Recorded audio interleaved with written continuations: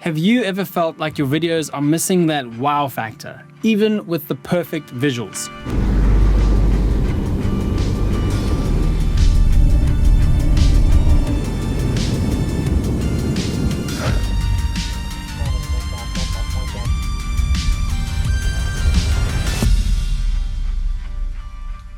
The secret might just be in the music. In this video, I'm revealing 5 music editing secrets that every editor should know about. I've been editing professionally for 15 years, and these are the tricks that I keep coming back to. And because they're so effective, they almost feel like cheating. So let's get straight into secret number 1, the reverse intro.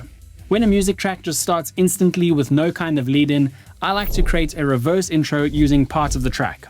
Sometimes what works the best is using the end of the track, and what I like to do is position my playhead at the end and then press J to play back in reverse, which will just allow me to preview that section.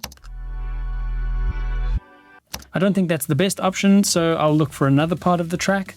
I think that this section over here might work, so I'll park my playhead there and hit J again.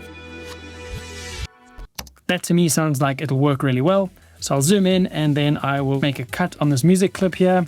Zoom back out and I'll bring this to the front. Zoom back in and I'll probably trim this clip to around here using Option in the right square bracket. And I can go over to my retiming options and reverse the clip over here. Now I'll hit Command R to hide the retiming bar and I'll bring this in front of the clip. If I zoom in a bit here, you can see that we have a bit of a gap here. So what I like to do is move this up just 1 or 2 frames using the period key, just so that the ending beat on this intro lines up with the first beat of the song. Then I'll fade that in and play it back. It works almost like a riser in sound design. If you don't know what that is, I'll play one for you right now.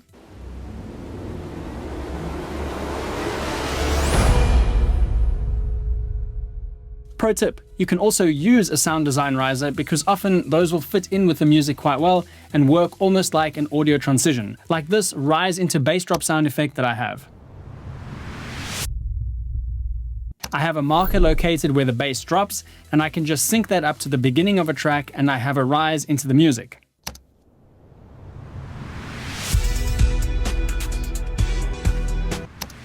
Secret number 2 is punchy cutdowns. Most of the time when you download a track, it's way longer than you need it to be, right? You're editing a 30-second promo and the track is, let's say, 3 minutes long. At this point, you have 2 choices, the right choice and the wrong choice. The wrong choice would be to just trim the track down to 30 seconds. Bad boy, stop it.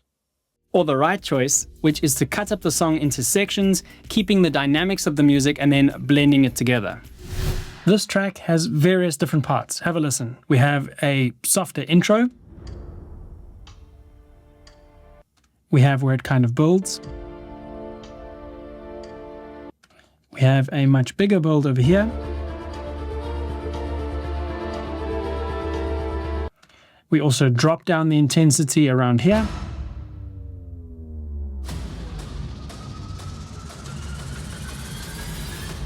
And we build into the climax. And finally, we end on a high.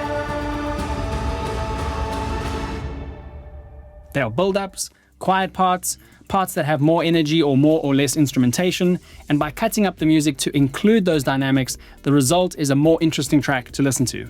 I like to cut on the beat as the dynamic of the music changes. Once I've made my cuts, I'll select all the clips and hit Command G to group them together, and then I can delete all the sections that I don't want. And then I'll add a cross dissolve by selecting the cut between clips and hitting the shortcut Command T.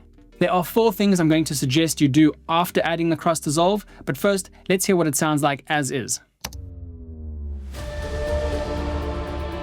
Okay, let's make it even better. Number 1, select the transition and set the ease amount to 100. Number 2, change the audio crossfade in and fade out types from S-curve to +3 dB.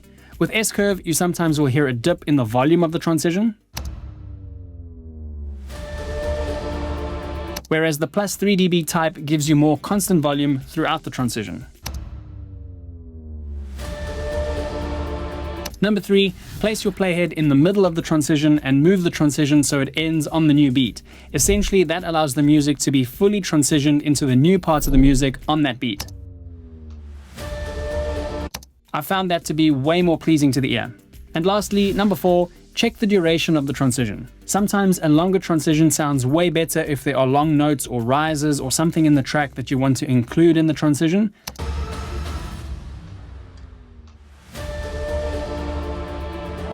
Sometimes shorter works better. Make sure that if you change the duration, you set the end of the transition back to your playhead on the beat. Bonus tip. When adding these transitions, sometimes your music won't be perfectly aligned and the transition sounds weird. What's happening here is there's phasing between the two parts of the track. If that's happening to you, zoom in, hit T to activate the trim tool, and just drag the audio until the beats in the waveforms visually line up in the transition. Speaking of creating cutdowns and editing music, let's talk about Filmstro, who offer royalty-free music that you can customize. With Filmstro, their web-based app lets you adjust the momentum, depth, and power of any track in real time using intuitive sliders. Have a listen to this.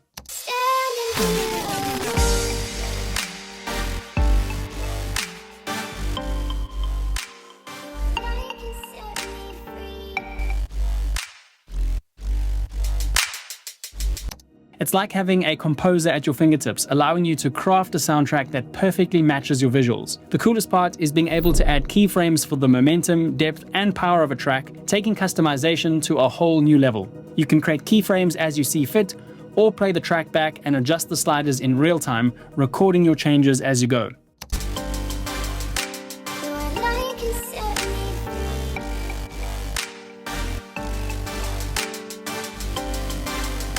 By holding down the Option key, I can also draw a custom curve to change the parameters over time. You can preview your video alongside the music within the app, and I love having the ability to set the length of the track to quickly create 30-second versions of a track, or to create really long versions as underscores for tutorial videos. Ready to elevate your music edits for your next video? Visit Filmstro using the link down below, use the code BRAD20 to get 20% off, and start crafting your perfect soundtrack today.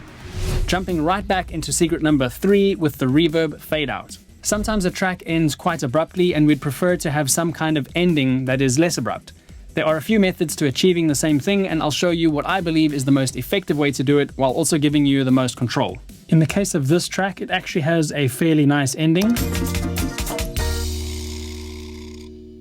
So we could cut that and place it where we want our track to end, but let's assume that we want this track to end over here,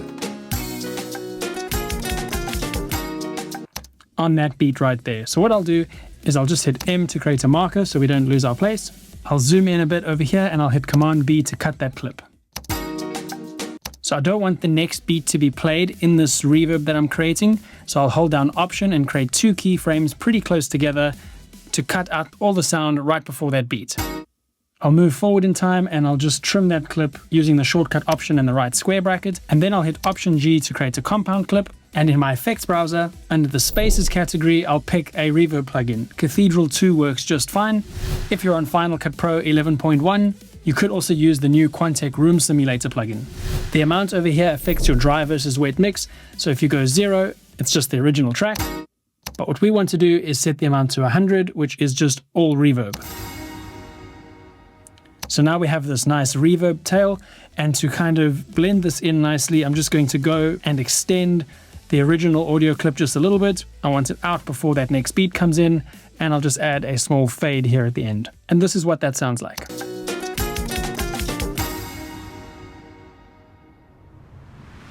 Secret number 4 is the EQ fade-in. For this effect, we're going to remove frequencies of the music track using an EQ effect and bring them back in over time. So let's add a channel EQ effect by selecting the music and hitting Option Command E. I'll open up the parameters here so you can see what's happening, and I'll turn on the high cut filter, which cuts the high frequencies out but lets the low frequencies pass through. I can adjust the EQ position here and have a listen to what it does. I'll position my playhead at the beat where I want the music to come in, and I'll open up the parameters down here and scroll to find the high cut frequency. I'll click on the plus to add a keyframe, and then I'll go back a little, not all the way to the beginning, and I'll bring the high cut slider down to cut out all of those high frequencies, which will automatically add a new keyframe. I can scrub through here and you can see what the filter is doing. Let's play that back.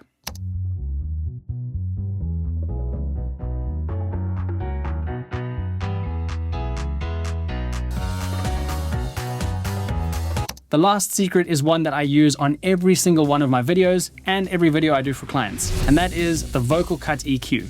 When mixing audio, you want to give each element room to breathe. If your music, dialogue, and sound effects are all occupying the same frequency range or space in the mix, it's harder to hear each element properly. If you add music to your videos that have dialogue and just drop the volume down to -26 dB or something like that and call it a day, then you'll love this trick. I'll select the music and hit Option-Command-E to add a channel EQ, and the most important range for being able to clearly hear dialogue sits around the 800 Hz to 1.2 kHz range. So we'll drop the frequencies in that range by about -18 dB to -20 dB. Have a listen to the before and after of what that sounds like. I know you've all been waiting for the answer to this question, who is the better Dylan? And that's an easy one. It's Pro tip, instead of having to do this every time, save it as a preset like I have by hitting the Save Effects preset button. Make sure only the EQ is selected and hit OK.